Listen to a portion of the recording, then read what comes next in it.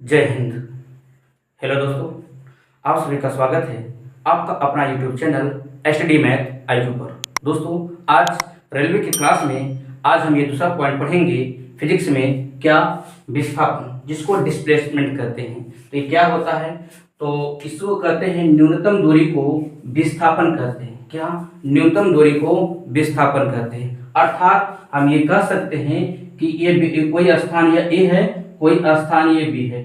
ठीक, तो यहाँ से कोई वस्तु जब यहाँ तक जाएगा एक सीधी रेखा में, उसी को विस्थापन कहते हैं। तो प्रारंभिक बिंदु और अंतिम बिंदु की सीधी रेखा को क्या कहते हैं? विस्थापन कहते हैं। ठीक, और देखिएगा, अगर कोई वस्तु अगर स्थान ए से स्थान बी पर जाती है और पुनः ए बी से ए पर आती है, तो उसका विस्थापन का हो जाएगा? शून्य हो जाएगा। विस्थापन का हो जाएगा? शून्य हो जाएगा। कहने का मतलब ये है, यदि कोई वस्तु यहाँ से यहाँ तक गई और फिर वापस यहाँ से यहाँ तक वापस आ गई, तो उसका विस्थापन का हो जाएगा? शून्य हो जाएगा। और या जैसे यह कोई वृत्ताकार स्टेडियम है, क्या है? वृत्ताकार स्टेडियम है। यदि कोई धावक यहाँ से दौड़ना शुरू किया और दौड़ते दौड़ते पुनः अपने प्रारंभिक बिंदु पर आ गया, तो उसका विस्थापन क्या होगा? शून्य हो जाएगा। या यदि कोई धावक अपने प्रारंभिक बिंदु से दौड़ते दौड़ते एक चक्कर पूरा किया और फिर दोबारा जाते जाते यहाँ तक गया, तो ये आधा चक्कर, डेढ़ चक्कर हुआ। इसका मतलब प्रारंभिक बिंदु और अंतिम बिंदु की सीधी रेखा को क्या कहते हैं? हम लोग विस्थापन कहते हैं। तो ये विस्थापन हो जाएगा। जब डेढ़ चक्कर या ढाई चक्कर अगर लगाएगा तो इसका विस्थापन होगा। अगर एक चक्कर, दो चक्कर, तीन चक्कर, चार चक्कर लगाएगा, उसका विस्थापन शून्य हो जाएगा। तो कहने का मतलब ये है, जब प्रारंभिक बिंदु से अंतिम बिंदु पर जाएगा और अंतिम बिंदु से पुनः प्रारंभिक बिंदु पर आएगा, तो उसका विस्थापन शून्य हो जाएगा। ठीक, और देखते हैं क्या विस्थापन एक सदिश राशि है। विस्थापन का जो एसआई मात्रक होता है वो क्या होता है? आपका मीटर होता है। ठीक, इसमें अगर एक सवाल कह दें, अगर सवाल इसमें कह दें, यदि कोई व्यक्ति पूरब दिशा की ओर 3 मीटर जाता है, फिर दक्षिण दिशा की ओर 4 मीटर जाता है, तो आप इसका ये बताइए विस्थापन क्या होगा? तो विस्थापन क्या होगा? तो प्रारंभिक बिंदु ये है और अंतिम बिंदु है, तो इसकी सीधी रेखा को क्या कहेंगे? हम विस्थापन कहेंगे। अगर त्रिकोणीय से, ट्रिपल रूल से या पाइथागोरस प्रमेय से अगर ये 3 मीटर है, ये 4 मीटर है, तो हम ये कह सकते हैं क्या हो जाएगा? ये 5 मीटर हो जाएगा। तो मेरा विस्थापन क्या हो जाएगा? 5 मीटर हो जाएगा। अगर इसी पर अगर एक दूसरा उदाहरण लिया जाए, यदि कोई व्यक्ति सीढ़ी से छत पर चढ़ा और छत से सीढ़ी पर वापस आ गया, तो इसका विस्थापन क्या होगा? तो विस्थापन शून्य होगा। तो मैंने अभी ये कहा, यदि कोई व्यक्ति प्रारंभिक बिंदु से अंतिम बिंदु पर जाएगा और फिर वहां से जब वो वापस आएगा, तो उसका विस्थापन क्या होगा? शून्य हो जाएगा। ठीक, तो अब आइए इसके आगे देखते हैं कि चाल क्या होता है, जिसको क्या कहते हैं? स्पीड कहते हैं। तो स्पीड में क्या होता है दोस्तों? चाल होता है। चाल, तो इसका परिभाषा होता है एकांक समय में तय की गई कुल दूरी को, एकांक समय में तय की गई कुल दूरी को चाल कहते हैं। तो सूत्र होता है चाल बराबर दूरी बटा समय। चाल बराबर दूरी बटा समय। ठीक, एकांक समय में तय किए गए कुल दूरी को चाल कहते हैं। या इसका ये परिभाषा हम ऐसे कर सकते हैं, एकांक समय में तय किए गए दूरी को चाल कहते हैं। एकांक समय में तय किए गए दूरी को चाल कहते हैं। क्या कहते हैं? चाल कहते हैं। अब अगर कहा जाए चाल का एसआई मात्रक चाल का एसआई मात्रक क्या होता है? तो चाल का एसआई मात्रक होता है, दूरी का मात्रक हो जाएगा मीटर और समय का मात्रक क्या हो जाएगा? सेकंड हो जाएगा। तो मात्रक क्या हो जाएगा चाल का? मीटर प्रति सेकंड हो जाएगा। ठीक, क्या हो जाएगा? मीटर प्रति सेकंड, या इसको ऊपर जाएगा मीटर सेकंड माइनस 1 हो जाएगा। और ये कहा जाए चाल कैसी राशि है? तो चाल एक अदिश राशि है। चाल एक अदिश राशि है। चाल एक अदिश राशि है। चाल कैसी राशि है? चाल एक अदिश राशि है, क्योंकि जब हम अपने मान लिया जाए यदि कोई स्थान ये है और कोई स्थान ये है, मुझको यहाँ से यहाँ तक जाना है, मेरे साइकिल की स्पीड क्या है, अब किस दिशा में जा रहे हैं ये नहीं पता है, परंतु मुझे इस स्थान तक पहुंचना है, इसमें कुछ दूरी तय करेंगे और कुछ इसमें समय लगेगा, तो उसी को हम क्या कहते हैं? चाल कहते हैं दोस्तों। क्या कहते हैं? उसी को हम चाल कहते हैं। उसे क्या कहते हैं? हम चाल कहते हैं। क्या कहते हैं? चाल कहते हैं। आइए अब हम आगे क्या देखते हैं? वेग। क्या देखते हैं? वेग। वेग क्या होता है? अब आगे हम क्या देखेंगे? वेग देखेंगे, जिसको क्या कहते हैं? वेलोसिटी कहते हैं। वेलोसिटी, वेग। इसका परिभाषा होता है क्या? एकांक समय में तय किए गए विस्थापन को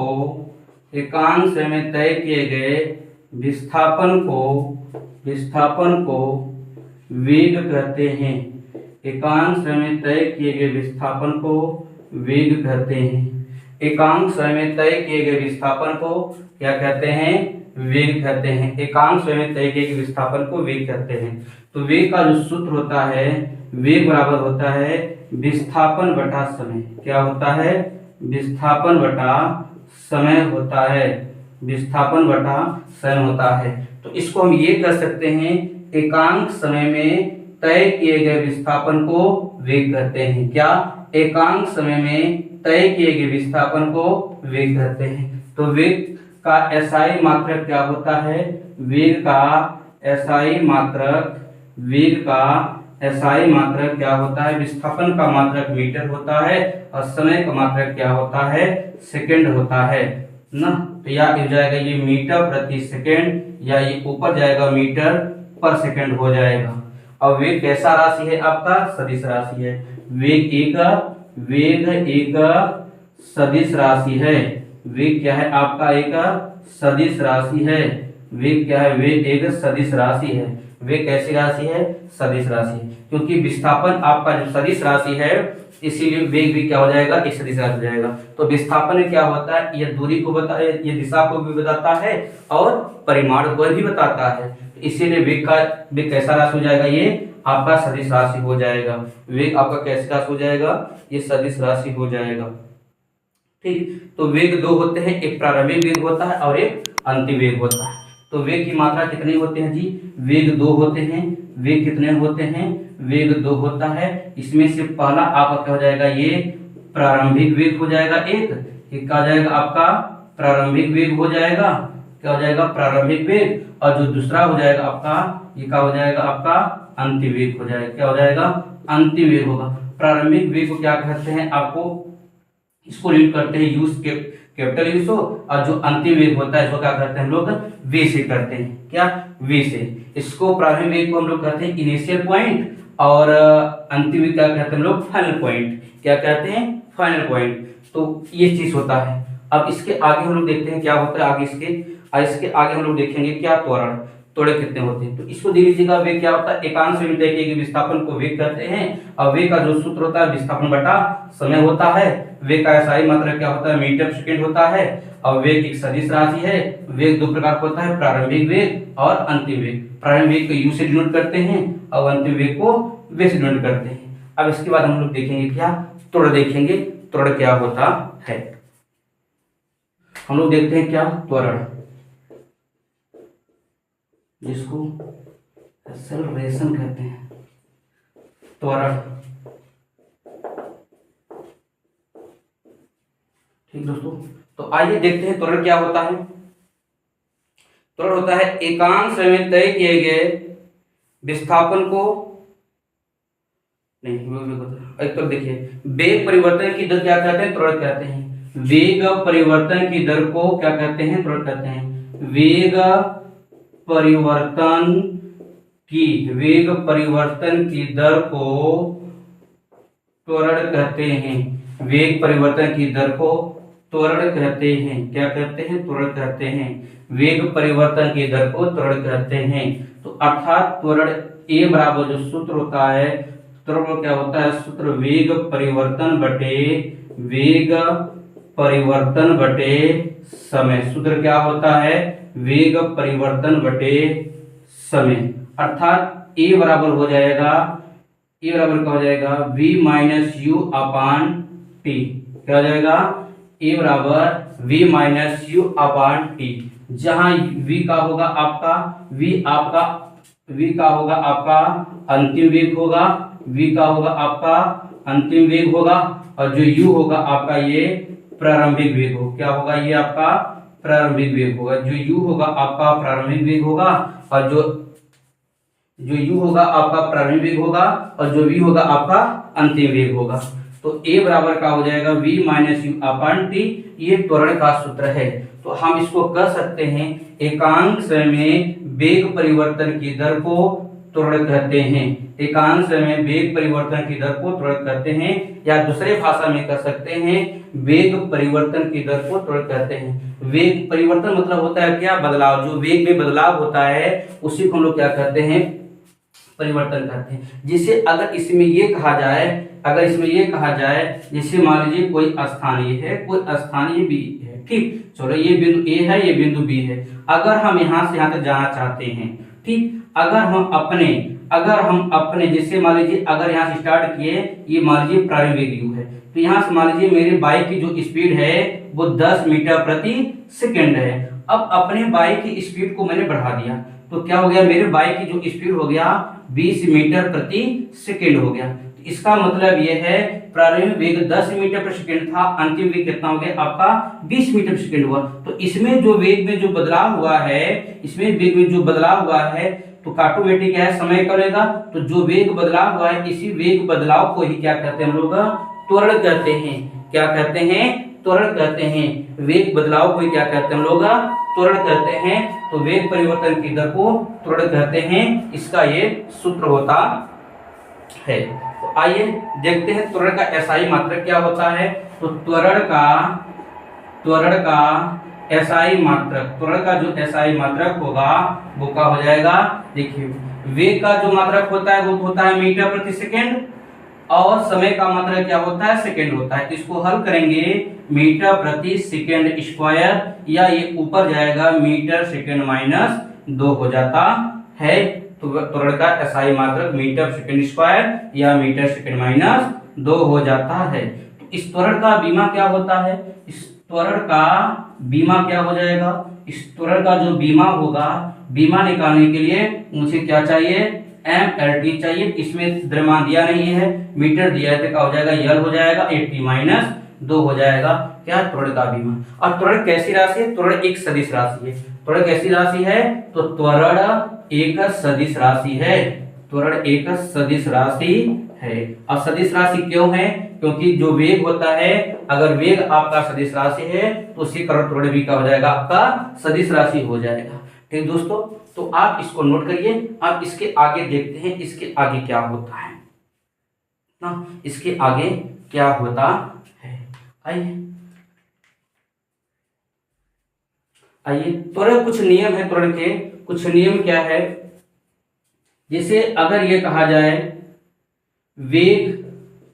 वेग एक समान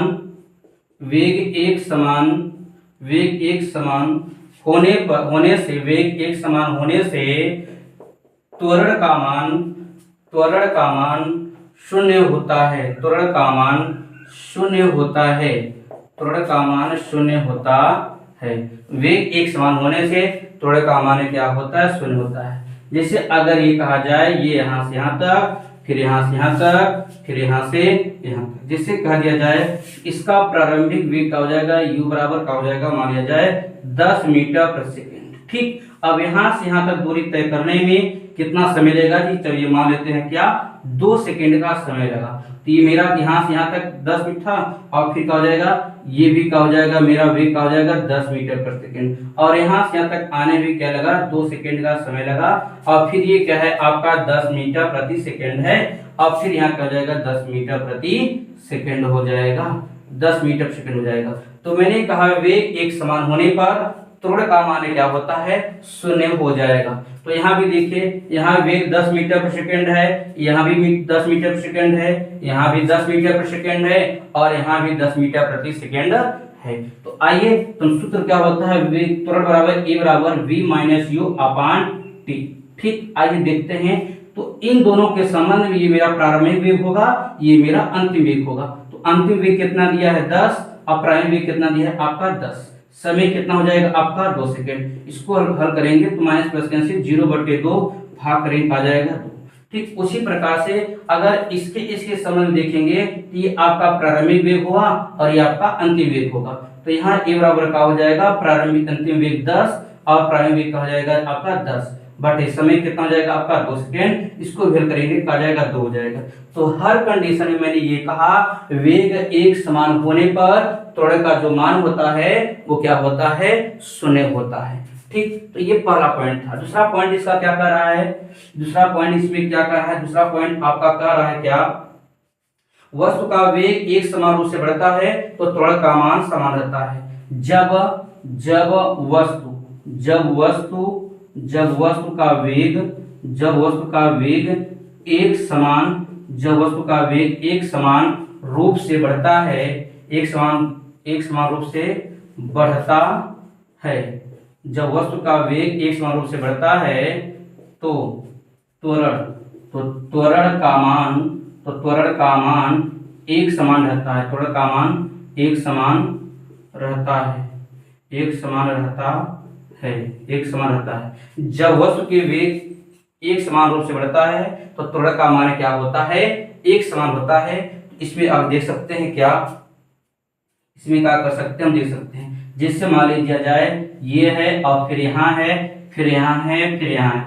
चलो, तो यहाँ से अगर ये 2 मीटर प्रति सेकेंड है, ठीक, और फिर यहाँ से यहाँ तक जो समय लगेगा, चलो मान लेते हैं 2 सेकेंड।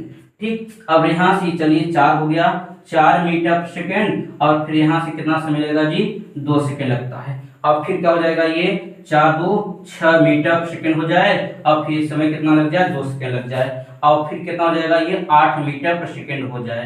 तो मैंने ये कहा जब वस्तु का वेग एक समान रूप से बढ़ता है, देखिए यहाँ 2 मीटर प्रति सेकेंड था वेग, और यहाँ कितना हो गया 4 मीटर प्रति सेकेंड, और यहाँ कितना हो गया आपका 6 मीटर प्रति सेकेंड हो गया, और यहाँ कितना हो गया आपका 8 मीटर प्रति सेकेंड हो गया।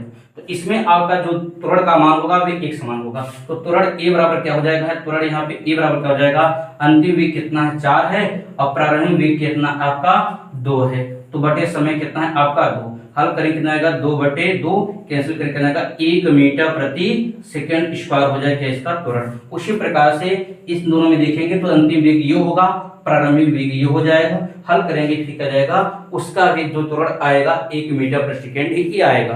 तो मैंने ये कहा दो कंडीशन, वेग एक समान होने पर त्वरण का मान 0 होता है, और जब वस्तु का वेग एक समान रूप से बढ़ता है तो त्वरण का मान एक समान रहता है। ठीक दोस्तों, आइए इसको आगे देखते हैं।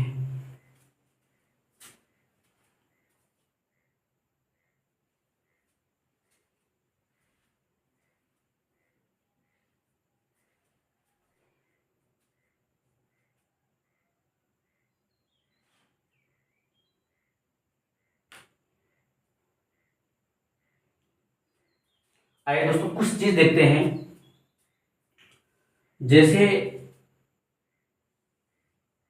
ये कोई स्थान है, ये कोई स्थान है, और ये भी कोई स्थान है, और ये कोई स्थान है। ठीक, ये कहाँ हो रहा है, नीचे से ऊपर की तरफ जा रहा है, और ये क्या है, ये ऊपर से नीचे की तरफ आ रहा है। ये नीचे है और ये क्या है आपका ऊपर है, क्या है ये आपका ऊपर है।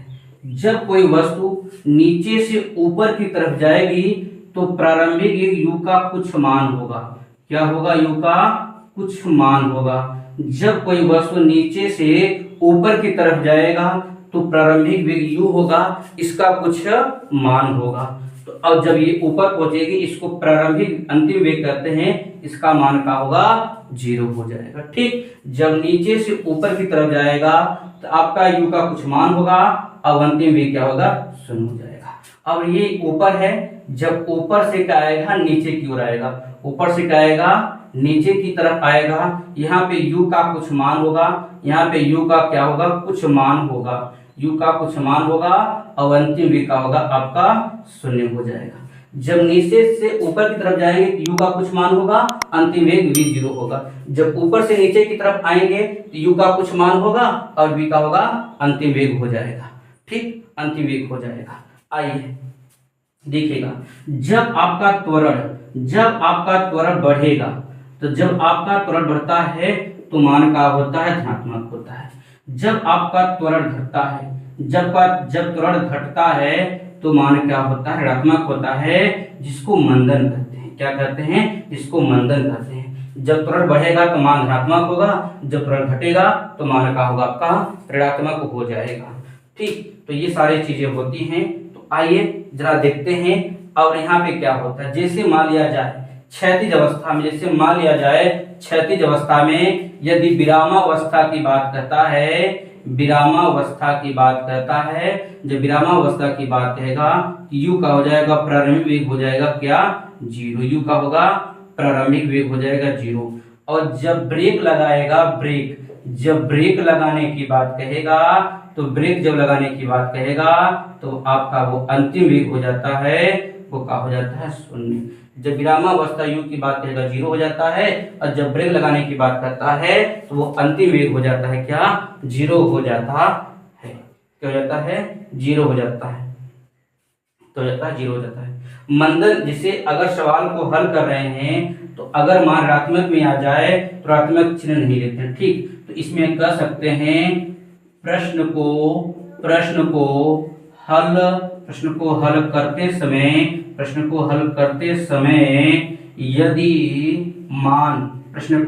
समय यदि मान ऋणात्मक में आ जाए,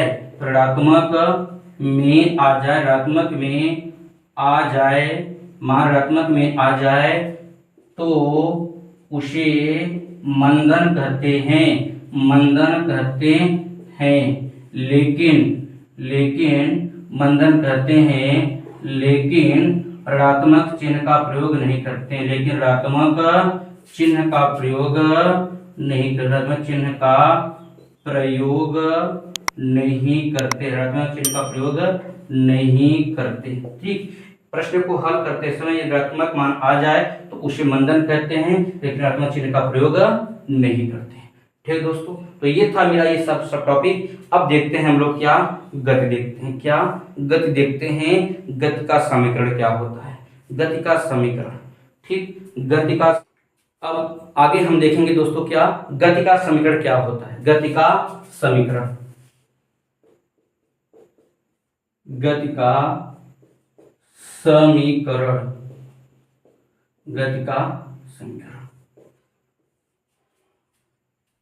गति का जो समीकरण होता है वो दो रूप से होता है, दो तरीके से होता है। एक आपका क्या होता है क्षैतिज होता है, एक आपका होता है क्षैतिज, और दूसरा क्या होता है आपका उदग्र। क्या होता है उदग्र। एक होता है क्षैतिज, एक होता है उदग्र।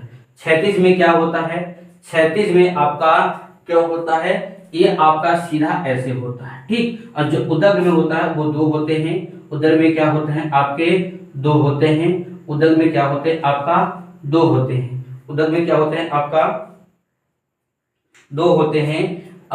एक क्या होगा जब नीचे से ऊपर की तरफ जाएगा, जब आपका एक नीचे से ऊपर की तरफ जाएगा, और दूसरा क्या हो जाएगा जब ऊपर से नीचे की तरफ जाएगा। तो आइए इसमें देखते हैं क्या होता है। तो इसमें तीन सूत्र होते हैं, चार होते हैं, 1 2 3 और 4। मेन इसमें 3 होता है। तो इसमें पहला होता है b बराबर u प्लस at, और ये हो जाएगा क्या s बराबर ut plus half at square. तीसरा हो जाएगा v स्क्वायर बराबर u स्क्वायर प्लस 2as, और यहाँ हो जाएगा क्या sm बराबर एस एन बराबर क्या हो जाएगा आपका, एस एन बराबर U plus A by two कोष्टक में 2n माइनस 1, ठीक हो जाएगा ये। अब देखिए जब कोई वस्तु नीचे से ऊपर की तरफ जाएगा तो वहां पे वृत्तीय त्वरण कार्य करता है, क्षैतिज में क्या होता है आपका त्वरण कार्य करता है, और जब उधर की बात आएगा नीचे से ऊपर जाएगा या ऊपर से नीचे की बात आएगा तो वहां पे वृत्तीय त्वरण कार्य करता है। तो जब नीचे से ऊपर जाएगा तो ए बराबर क्या हो जाएगा, माइनस जी हो जाएगा।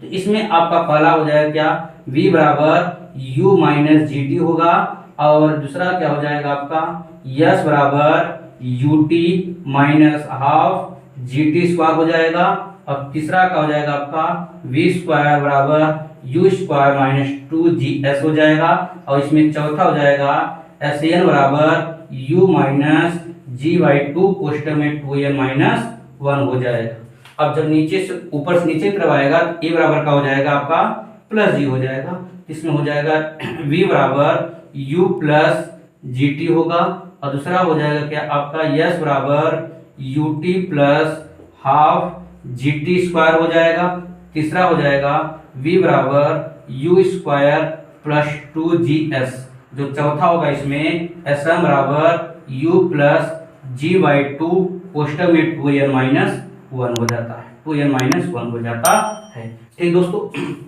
अब आइए इसमें हम ये समझते हैं क्या, ये होता है गति का पहला समीकरण। क्या होता है गति का पहला समीकरण, ये होता है आपका गति का दूसरा समीकरण, और जो ये होता है आपका ये होता है गति का तीसरा समीकरण। याद कैसे करना है, अब ध्यान रखना है याद कैसे करना है, यो तो आप इसको याद कर लीजिए v बराबर यू प्लस ए टी। अब इसमें बताइए पहले यस आता है कि पहले v आता है, बताइए पहले यस आता है कि पहले v आता है। अगर पहले यस आता है तो ये दूसरा समीकरण हो जाएगा, बाद में v आएगा तीसरा समीकरण हो जाएगा। इसको आप याद कर लीजिए, पहले यस आएगा तो पहले v आएगा, पहले यस आ जाएगा दूसरा हो जाएगा, तो ये v बराबर u प्लस ए टी हो जाएगा, यस बराबर U T plus half A T square, v square बराबर यू स्क्वायर प्लस 2as, और चौथा हो जाएगा एस एन बराबर U plus A by two कोष्टक में 2n माइनस 1 हो जाएगा। और जब ये नीचे से ऊपर की तरफ हो जाएगा तो वहां पे वृत्तीय त्वरण कार्य करता है, तो a बराबर माइनस जी हो जाएगा, तो v बराबर u बराबर माइनस जी टी, ये you T minus half G T square, v square बराबर यू स्क्वायर माइनस 2gs। उसी प्रकार से आपका ये भी है। ठीक दोस्तों, आप देख लीजिए ये इसको गति का इसको क्या कहते हैं, उद्धरण में पहला कहेंगे, इसको दूसरा कहेंगे, और इसको तीसरा कहेंगे। उसी पर इसको पहला कहेंगे, इसको दूसरा कहेंगे, और इसको क्या कहेंगे, तीसरा कहेंगे। अब जरा एक चीज और देखना, एक चीज और देखना, इसमें क्या करते हैं हम, इसमें क्या करते हैं यहाँ पे त्वरण को और इसको प्रारंभिक वेग को, त्वरण को और प्रारंभिक वेग को अगर हम क्या मान लें जी, नियत माने कांस्टेंट मान लें, तो इसमें क्या कहेंगे, तो गति का जो पहला समीकरण होता है वेग और समय को बताता है। गति का जो पहला समीकरण होता है किसको बताता है, वेग समय को बताता है, वेग समय को बताता है, वेग समय को बताता है। ठीक, अब दूसरा क्या हो जाएगा आपका, इस त्वरण को और यहाँ पे प्रारंभिक वेग को, इसको नियत मानेंगे, प्रश्न मानेंगे। दूसरा क्या बताएगा जी, ये विस्थापन को और समय बताता है। दूसरा क्या बताता है, आप इसको क्या बताता है, दूसरा विस्थापन और समय बताता है। क्या बताता है, विस्थापन और समय बताता है। विस्थापन और समय, विस्थापन को हम लोग स्थिति भी कहते हैं। क्या कहते हैं, विस्थापन को हम लोग स्थिति भी कहते हैं। विस्थापन बताता है और समय को बताता है। तीसरा किसको बताएगा, आपको वेग को बताएगा और विस्थापन को बताएगा। तीसरा किसको बताएगा, ये वेग को बताता है और विस्थापन को बताता है। किसको बताता है, वेग और विस्थापन को बताता है तीसरा ना, क्योंकि यहाँ पे त्वरण और प्रारंभिक का हो जाएगा, कांस्टेंट हो जाएगा, तो यस विस्थापन हो जाएगा और वी का हो जाएगा आपका वेग हो जाएगा। तो गति का जो पहला समीकरण होता है वेग और समय को बताता है, और गति का जो दूसरा समीकरण होता है वो विस्थापन और समय को बताता है, और जो तीसरा समीकरण होता है वेग और विस्थापन को बताता है। विस्थापन मतलब स्थिति को भी बताता है। ठीक दोस्तों, ये सारे आपके टॉपिक थे, ये सारे आपके टॉपिक थे। ठीक दोस्तों, एक चीज और है, आइए जरा उसको भी देखते हैं हम लोग। क्या ग्राफ, इस ग्राफ देखेंगे, ग्राफ में दो चीज देखेंगे। क्या देखेंगे, ग्राफ में दो चीज देखेंगे। एक ग्राफ में देखेंगे समय और वेग, एक ग्राफ में देखेंगे क्या, समय और वेग को देखेंगे, और एक ग्राफ में देखेंगे क्या, समय और विस्थापन को देखेंगे। क्या इसमें देखेंगे, समय और विस्थापन को देखेंगे। तो आइए जरा इसको देखते हैं ये क्या होता है।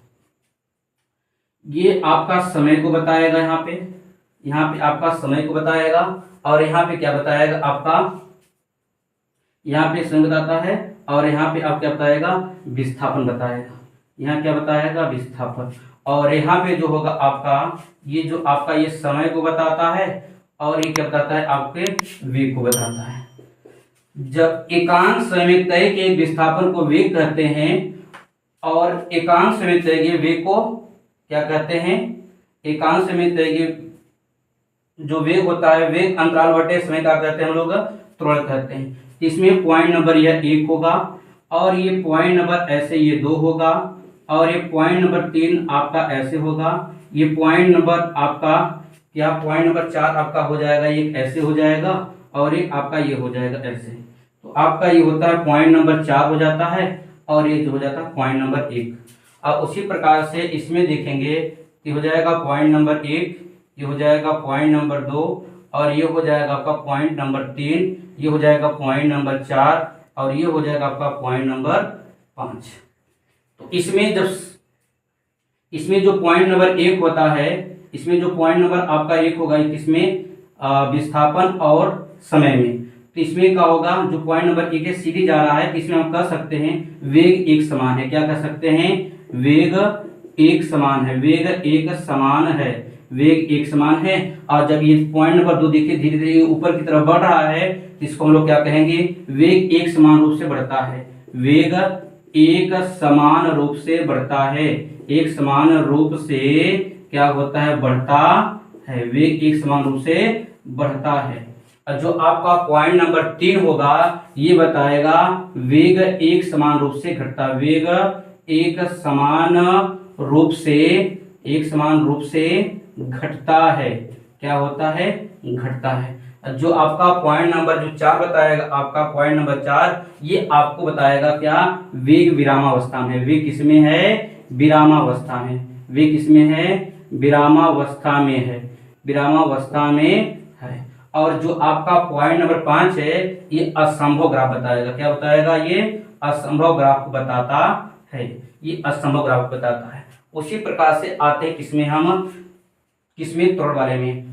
तो वेग परिवर्तन की दर को क्या कहते हैं, त्वरण कहते हैं। तो यह पॉइंट नंबर जो 1 होगा आपका, ये बताएगा एक समान त्वरण, क्या बताएगा, एक समान त्वरण बताता है, एक समान त्वरण बताता है। और जो पॉइंट नंबर 2 होगा, ये क्या बताएगा, वेग जो त्वरण है एक समान रूप से बढ़ता है, त्वरण एक समान रूप से बढ़ता है, त्वरण एक समान रूप से बढ़ता है, त्वरण एक समान रूप से बढ़ता है। और जो पॉइंट नंबर 3 होगा, ये बताएगा क्या, त्वरण एक समान रूप से घटता है, त्वरण एक समान रूप से घटता है। और जो आपका ये चौथा नंबर बताएगा, ये इसमें बताएगा वेग एक समान है, क्या है, वेग एक समान है, वेग एक समान है। और जो आपका पॉइंट नंबर 5 बताएगा, ये असंभव ग्राफ बताएगा, क्या बताएगा, ये असंभव ग्राफ को बताता है। ठीक दोस्तों, ये था आपका जो चैप्टर नंबर 2 चाल तथा वेग, ये आपका ये कंप्लीट हुआ। अब मिलते हैं अगले वीडियो में, आज इतना ही, धन्यवाद।